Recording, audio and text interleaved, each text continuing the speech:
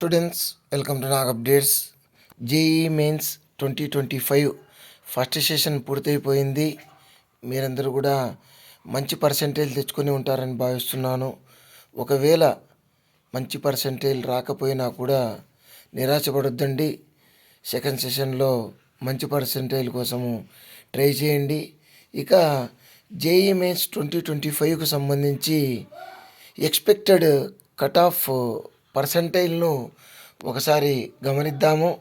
మనము general category తీసుకుంటే 92 నుంచి 100% మధ్యలో కట్ ఆఫ్ ఉంటుంది.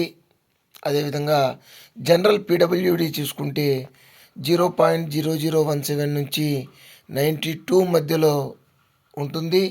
అదేవిధంగా ఈడబ్ల్యూఎస్ తీసుకుంటే 83 నుంచి 92 మధ్య జేఈ కట్ ఆఫ్ పర్సెంటేజ్ అయితే ఉండబోతోంది. అదేవిధంగా ఓబీసీ ఎన్సిఎల్ 78 టు 92 మధ్యలో ఉంటుంది.